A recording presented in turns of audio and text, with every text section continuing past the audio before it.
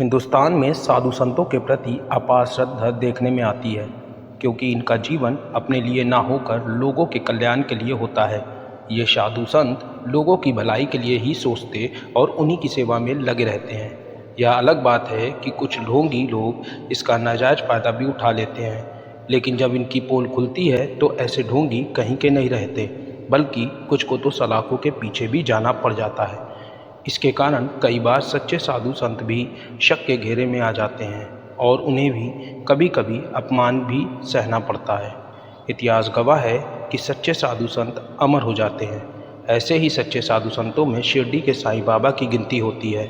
साईं बाबा का कुछ सच जानने के लिए 22 अक्टूबर 2020 को एक्टिव इंडिया की टीम प्रयागराज के झलवा स्थित साईं मंदिर गई और उस मंदिर के संस्थापक अवधेश श्रीवास्तव व कुछ वहां उपस्थित साईं भक्तों से मिली। यहाँ प्रस्तुत है इस विशेष कवरेज की प्रमुख झलकियाँ। दोस्तों, मैं एक्टिव इंडिया का नंदन वैसी।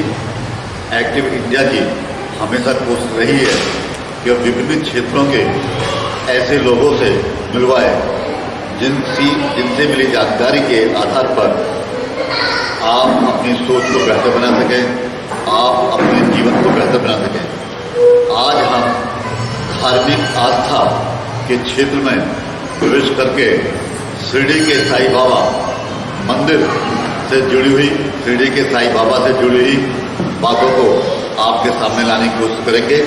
इसी संबंध में हम आज झलवा प्रयागराज स्थित साईं बाबा के मंदिर में आए हैं और यहाँ के मुख्य कर्ताधर्ता श्री अवधेश श्रीवास्तव जी से मुलाकात करेंगे और उनसे बहुत सारी जानकारियाँ ऐसी हासिल करेंगे जो अभी शिरडी साईं बाबा के बारे में जानते हैं या नहीं जानते हैं या कम जानते हैं, उनको इनसे जानकारी मिले और अपनी एक राय साफ बना सके। अवधेश जी, आपका एक इंडिया में स्वागत है। हम ये जानना चाहते हैं कि इस मंदिर की स्थापना आपने क्यों कराई है, फिर कब कराई है और इसकी प्रेरणा आपको कब और कैसे मिली? मैं अवधेश श्रीवास्तव बोल रहा हूँ, मंदिर का प्रबंधक हूँ और फाउंडर हूँ। मंदिर में पहले इसका कोई कार्यक्रम नहीं था कि मंदिर बनाया जाए। ये guest house, mini guest house बनाया जा रहा था। बाद में बाबा का स्टेज बन गया। स्टेज बनने के बाद अचानक मेरे मन के अंदर बाबा की याद आई और बाबा की प्रेरणा से मन के अंदर से निकला, बाबा अब मैं कोई गेस्ट हाउस नहीं बनाऊंगा, अब मैं आपको मंदिर बनाऊंगा और आपकी सेवा करूंगा, बाकी कुछ नहीं। मैं घर गया, घर पर मैंने सारी बातें बता दी। घर में लोग बिगड़ गए। घर में लोगों ने कहा, ये आपने क्या निर्णय लिया? हमने कहा जो निर्णय ले लिया है अब वो अनुचित।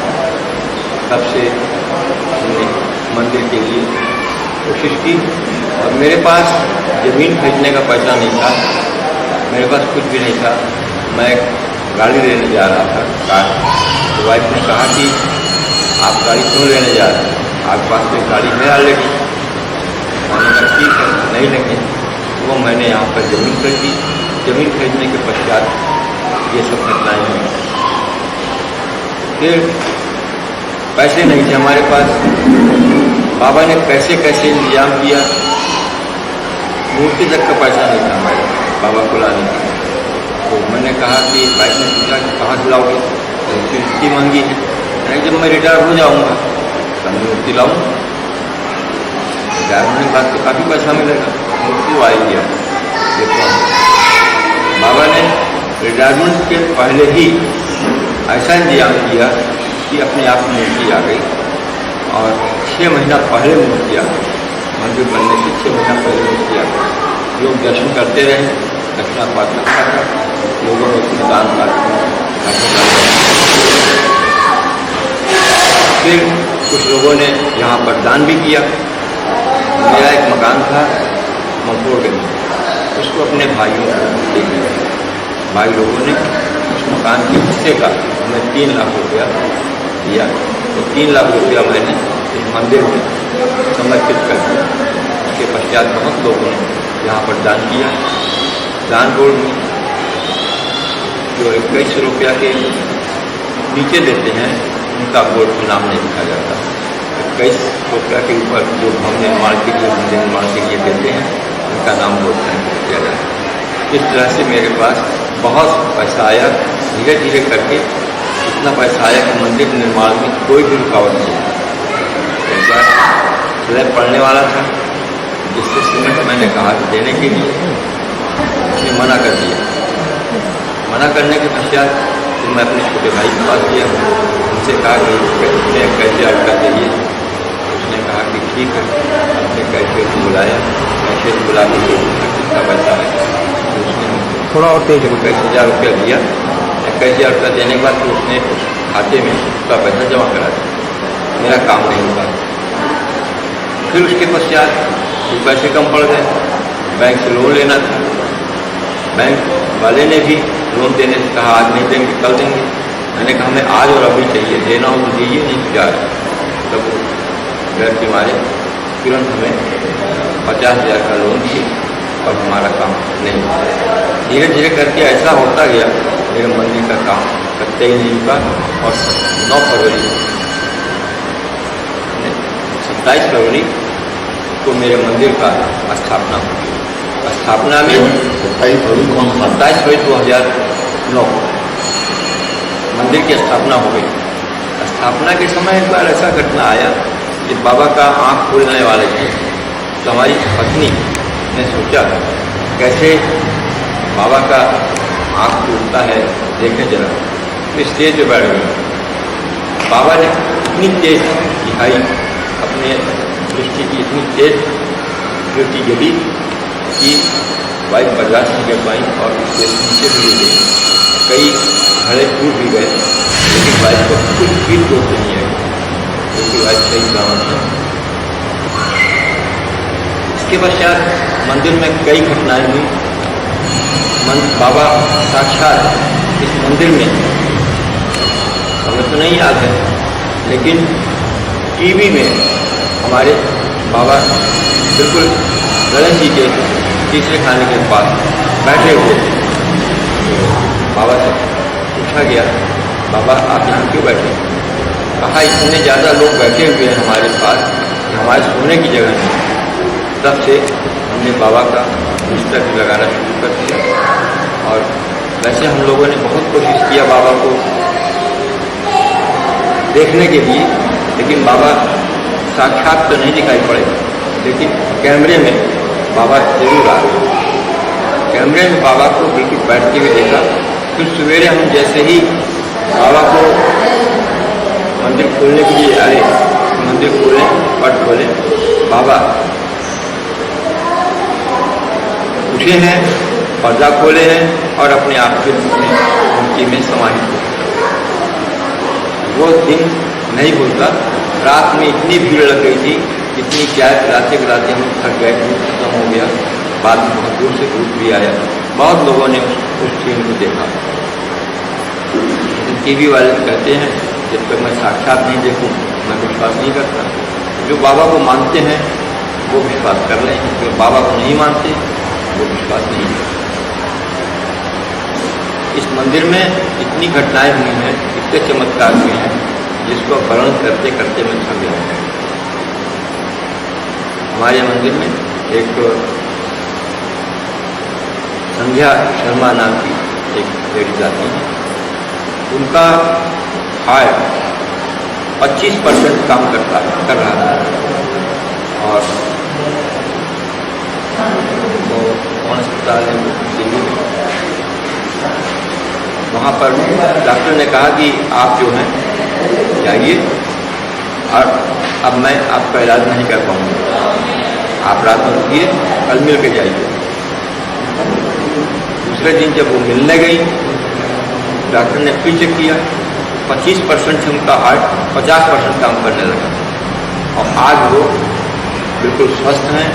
बाबा को इतनी मानती हैं कि बाबा उनके समय हर समय उनको दर्शन देते हैं और उनकी सारी बातें पूरी करते हैं। ऐसे ही हमारे साथ एक और घटना हुई। हमारी मदर-इन-लॉ लूकरगंज अस्पताल में भर्ती थी। उनको ब्लड इन्फेक्शन हो गया था। डॉक्टर ने कहा मेरे यहाँ इसका कोई इलाज नहीं। मेरे साले साहब रोने लगे। हमने कहा यहाँ क्यों रो रहे हैं? चलो बाबा के पास चलो, वहाँ जितना रोना हो। यहाँ पे आए हैं, बाबा के पास खड़े होकर के खूब रोए। रोते रोते हमें भी आंसू आ गए। फिर बाद में मैंने बाबा का भोग और बाबा के चरण पद और साइयाँ ले गए। अपनी मदरसा को मैंने खिलाया।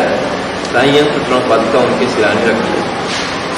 दूसरे दिन टेस्ट हुआ ब्लड का, बिल्कुल नॉर्मल हो गई। ऐसा लगा जैसे कुछ था ही नहीं। ये पहला चमत्कार हुआ था। दूसरा चमत्कार ये हुआ कि मेरी बहू प्रेगनेंसी हुई थी। प्रेगनेंसी में एक ट्यूब बिल्कुल खराब हो गई। डॉक्टर ने कहा तत्काल ऑपरेशन होगा, नहीं जहर फैल जाएगा। हमारी दिन ने कहा कि नहीं भाई साहब, जब तक नहीं आएंगे मैं ऑपरेशन नहीं कराऊंगा। उसको बुलाया गया। मेरे पास पैसे भी नहीं थे। डॉक्टर ने कहा कि आप ऑपरेशन करा लीजिए, पैसे बाद में इंतजाम होता रहेगा, पैसे के लिए आप परेशान न हो।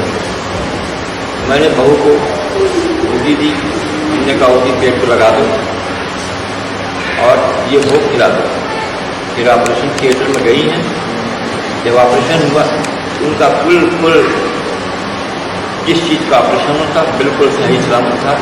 ऑपरेशन डॉक्टर माथा पकड़ के रोने लगी, कहने लगी हमने जबरदस्ती का पेट फाड़ दिया और मुझे ऐसा नहीं करना चाहिए था। लेकिन क्योंकि उसमें अल्ट्रासाउंड में 200 बार अल्ट्रासाउंड में वही रिपोर्ट आई थी जो जिसके कारण उसका ऑपरेशन हुआ। ये बाबा का दूसरा चमत्कार।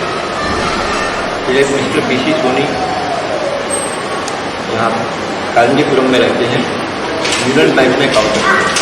उनकी किडनी बिल्कुल खराब हो गई थी। डॉक्टर ने किसी हॉस्पिटल में एडमिट थे। डॉक्टर ने जवाब दे दिया कि हम अब डायलिसिस नहीं कर पाएंगे। हमको उनकी वाइफ ने फ़ोन करके बुलाया, भाई साहब ऐसी बात है, आप आ जाइए। पता नहीं क्यों आपकी याद आ रही। मैं गया उदी लेकर के। उदी लेने के बाद मैंने पूरे शरीर में उनकी उदी घुमाई, बाबा का नाम लेकर के। उसके पश्चात उदी मुंह खोल करके उनके मुंह में डालते ही दूसरे दिन सुबह उठ के बैठ गए और 3 दिन तक उनका डायलिसिस हुआ। लेकिन उसके पश्चात फिर वो धीरे धीरे डिटेरियोरेट होते चले गए। फिर उनकी मृत्यु हुई। ये बाबा का तीसरा चमत्कार था। इस तरह बहुत चमत्कार हमारे मंदिर में हुए हैं। सारे भक्त नहीं आ पाते हैं एक साथ, जिनके साथ चमत्कार होता है। ये चमत्कार इतने हुए हैं कि हम कह नहीं सकते। जिनके लड़के नहीं थे उसकी प्राप्ति हुई, जिनकी नौकरियां नहीं मिली उनको नौकरी मिल गई।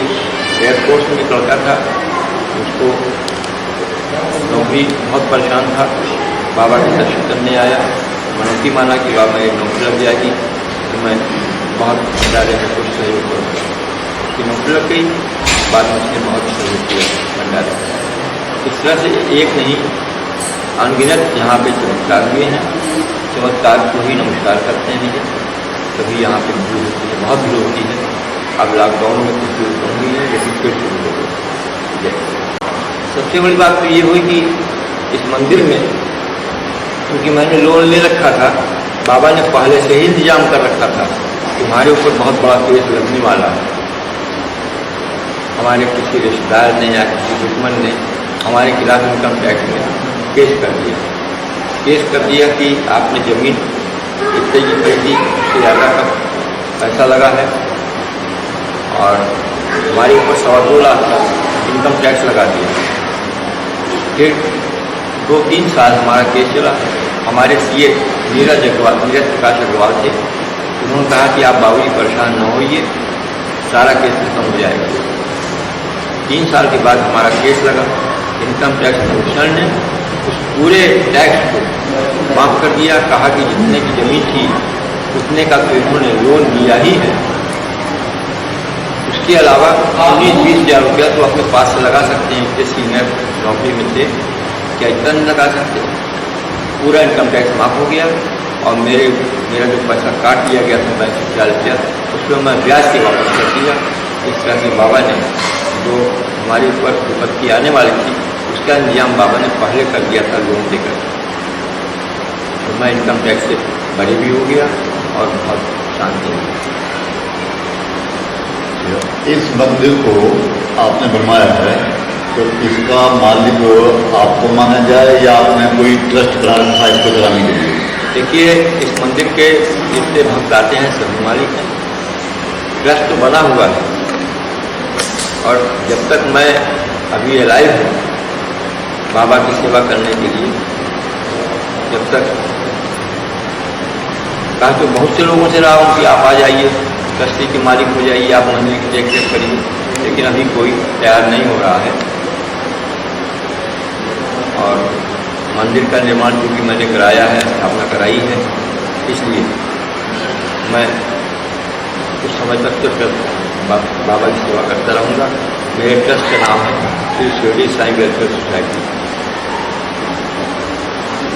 जैसे मंदिर हिंदुओं के हिंदू मंदिर कहलाते हैं, मुसलमानों के मस्जिद कहलाती हैं, ईसाइयों के गिरजाघर कहलाते हैं, सिखों के अपने मंदिर हैं, तो इस प्रकार इस मंदिर को, साईं मंदिर को किसका मंदिर कहा जाता है या माना जाता है?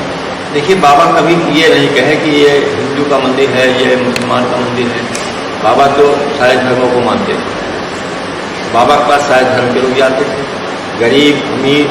बाबा ने अपने जीवन में पता नहीं कितने कष्ट सहे, बाबा को पता नहीं कितने लोगों ने अपशब्द कहे, बाबा को जेल भेजने की भी तैयारी हुई, लेकिन जब जेलर आया, पुलिस आई, तो ऐसा चमत्कार हुआ कि बाबा के खुद ही पैर पकड़ लिए।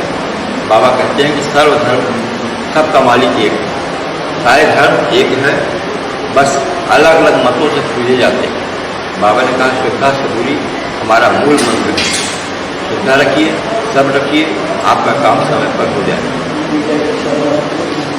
तो जैसा आपने कहा कि उनका कहना था, यह कहना है कि सबका मालिक एक, तो क्या सबका मालिक वो स्वयं साईं बाबा हैं या सबका मालिक कोई और है? देखिए, बाबा हमेशा कहते थे सबका मालिक एक है। बाबा ने अपने को कभी भी भगवान नहीं कहा। बाबा ने कहा मैं सेवा करने के लिए आया हूँ, और वो हमेशा लोगों की सेवा करते रहे। लेकिन बाबा ने सेवा करते करते ऐसे ऐसे चमत्कार किए जिससे कि बाबा के ऊपर लोगों का विश्वास जमता गया और बाबा को मानने लगे। इस साईं बाबा का इतिहास कितना साल पुराना है? तो बाबा ने तो 1928 में अपनी समाधि लिया था 10वीं के दिन, और बाबा की उस समय जिस समय समाधि लिया था उस समय करीब 65 वर्ष की रही। उससे आप बैक में जोड़ लीजिए बाबा की क्या उम्र। साईं बाबा का मंदिर भी शिरडी में बहुत पहले जैसे ये मंदिर है लगभग इतना ही बड़ा था, बहुत बड़ा नहीं था, लेकिन आज से 30 साल पहले से बाबा की इतनी ज़्यादा पूजा होने लगी कि आज दुनिया का दूसरा ऐसा मंदिर है जहाँ सबसे ज़्यादा चढ़ावा और सबसे ज़्यादा भक्त जाते हैं। और इनके यहाँ सबसे बड़ी खासियत क्या है, किसी तरह का विशेष दर्शन करने के लिए कोई पंडा या कोई ऐसा व्यक्ति नहीं है जो कि उनको विशेष दर्शन करा दे। वहाँ जो नियम है, आपको विशेष दर्शन करना है तो आप अपनी पर्ची कटवा लीजिए, आप जाइए और दर्शन कीजिए, और नहीं तो आप लाइन में लगिएगा तो आपको 2-4 घंटे में आपको दर्शन मिल जाएगा। किसी भी तरह का वहाँ पर खाने कमाने का कोई धंधा नहीं है। सबसे ज़्यादा साफ सुथरा, दुनिया का सब साफ सुथरा मंदिर यही है जहाँ पर कि किसी प्रकार के पंडे नहीं हैं और किसी तरह की घूस खसोट नहीं होती है। वहाँ की अपनी अलग व्यवस्था है, कोई वहाँ चोरी नहीं कर सकता, चोरी करेगा तो बाबा तुरंत उसको पकड़ा लेते हैं। इनके जीवन का संदेश क्या देते थे लोगों से कि किस चीज़ पर अमल करें? बाबा ने सबसे यही कहा कि लोगों की सेवा करो, सेवा से ही सब कुछ मिलेगा। किसकी सेवा करो? मानव सेवा कीजिए और जानवरों को भी उन्होंने कहा कि आप उसको किसी भी तरह का कष्ट न दीजिए, अगर आ गया उसको भी। बाबा हमेशा कुत्तों को जरूर अपना भोजन कराते हैं। गाय को भोजन कराते थे, कुत्तों को भोजन कराते थे। अपने भोजन में से कुत्ते को जरूर भोजन कराते थे। इसलिए वहाँ पर आज भी कुछ कुत्ते हैं जो मंदिर में टहलते रहते हैं और बाबा को दर्शन करके निकलते हैं। तो जैसे कहा जाता है कि इन मंदिरों में इनकम बहुत है, खर्चे उतने नहीं हैं, तो उस इनकम का क्या करते हैं? अधिक जो पैसा आता है तो उस पैसे का क्या करते हैं? ऐसा नहीं है। बाबा का जितने दिन से मंदिर स्थापना हुई, मंदिर शुरू होनी शुरू हुई और चढ़ावा चढ़ने लगा है, तब से पता नहीं कितने बड़े बड़े इनके धर्मशालाएँ खुली हैं। और धर्मशाला इतना सस्ता है, होटल वाले परेशान रहते हैं। अगर धर्मशाला न होता तो आज वहाँ पर होटल वाले इतना लूटते कि पूछे नहीं। बाबा का भंडार चलता रहता है, कम से कम 10,000 आदमी, 40,000 आदमी पर डे वहाँ पर भोजन करते हैं। कुछ भोजन का फ्री रहता है, कुछ लोग भोजन के लिए भी पैसा जमा करते हैं, उनकी रसीद कटती रहती है कि इतने लोगों ने भोजन किया। ये कहना गलत है। अभी भी बाबा ने कई जगह दान किया है ट्रस्ट ने, और महाराष्ट्र गवर्नमेंट को अभी कोरोना पीरियड में बाबा ने 51 करोड़ का दान किया है। ये कहना गलत है कि बाबा कहीं बाबा के ट्रस्ट वाले कुछ करते नहीं। बाबा के ट्रस्ट वाले बहुत कुछ करते हैं, सब गलत है। और मंदिरों की अपेक्षा यहाँ पे ज़्यादा दान होता है, ज़्यादा पूरी सेवा होती है और ज़्यादा धर्मशालाएँ बनी हैं। आपका इस मंदिर को लेकर के अब क्या सपना है? हमारे इस मंदिर को लेकर के बहुत बड़ा सपना है और बाबा की सेवा करने का ही सपना है। बाकी तो मंदिर बन चुका है, बाबा की सेवा करना ही हमारा मेन है। चलिए, हमारी भी शुभकामना है कि सेवा करना चाहते हैं, साईं बाबा की सेवा करते हैं, आप करते रहें और लोग का आपको सहयोग मिलता है। धन्यवाद। दोस्तों, हमारा उद्देश्य किसी धर्म विशेष के चलाने वाले का प्रचार प्रसार करना नहीं है। हमारा उद्देश्य जनता के बीच में जो ये मंदिर हैं, ये मंदिर चल रहे हैं, उनको लेकर के जो भी अधिक से अधिक जानकारी मिल सकती है वो हम देने की कोशिश कर रहे हैं। उससे आप अपनी राय बनाइए। हमारी ओर से ऐसा कुछ नहीं है कि इन सारे चमत्कारों को सुन करके आप भी साईं भक्त बन जाइए। यदि आपको लगता है कुछ तो साईं मंदिर में आइए, किसी भी मंदिर में आइए, देखिए। अगर जो आपको विश्वास होता है मानिए, नहीं विश्वास होता है मत मानिए। ये सब हम दर्शकों के ऊपर छोड़ते हैं। हमारा अपनी ओर से कोई राय ऐसी नहीं है कि आप साईं बाबा को मानिए, साईं बाबा के लिए जुड़िए या साईं बाबा के लिए ये अनुयायी बनिए। मेरा नाम मंजूरी है। हम लोग बाबा से काफ़ी सालों से जुड़े हैं। बाबा ने मेरा बहुत ध्यान दिया है। मेरा बेटा भी, हमारा बेटा भी बाबा को ही बहुत मानता है और हम लोग यहाँ भी कई सालों से आ रहे हैं। तो अशोक नगर साईं मंदिर में बहुत सालों से जा रहे हैं और इधर भी अब हम लोग लॉकडाउन से रेगुलर इधर आ रहे हैं, इस मंदिर में आ रहे हैं। और मेरा हार्ट का ऑपरेशन, बाईपास सर्जरी हुआ है, जिससे कि मेरे बाबा ने हमारा बहुत अच्छे से 3 दिन बाद, जबकि मेरे को होश आया था, 3 दिन तक हम एकदम बेहोश थे। जब 3 दिन बाद होश आया, सबने बाबा का ही शुक्र वो किया कि बाबा ने हमको एकदम फिर पहले की तरह से ला दिया है। और अब मेरे को थोड़ा ये गठिया का भी थोड़ा प्रॉब्लम हो रहा है, लेकिन वो भी बाबा की कृपा से चल फिर रहे हैं। ऐसी कोई दिक्कत नहीं है कि हम बैठ नहीं गए हैं। एकदम घर का काम भी करते हैं, खाना बनाते हैं, सब कुछ करते हैं और यही सब बाबा ने बहुत हम लोग बाबा को धन्यवाद देते हैं कि बाबा हम लोग के साथ है, हम लोग बाबा के साथ हैं। नहीं, हम ITI में जॉब करते थे, रिटायर हो गए हैं। वहाँ किस पोस्ट पर थी? Assistant engineer. राकेश सिंह मेरा नाम सर, कौशाम्बी गांव ग्राम जाटी का रहने वाला। यहाँ 2012 से आ रहा हूँ। यहाँ दर्शन होता है कुछ मनोकामना पूरी हो गई, हमारे पिताजी की तबीयत ठीक हो गई, ससुर सास हमारे उनकी कुछ भैंस जानवर हमारे उनकी दूध होने लगने लगी, कुछ मनोकामना अधूरी पड़ी, कुछ पूरी हो गई। सभी लड़के के लिए प्रयास है, कुछ बाधा हो गया, लगा दिया फिर। नाम बाल नारायण मिश्रा है। मैं कौशाम्बी का रहने वाला हूँ और मैं पहले बाबा का सेवा भी करता था। उन्हीं के कृपा से मेरी जो है सिक्योरिटी की नौकरी लगी, सिक्योरिटी की नौकरी करता हूँ।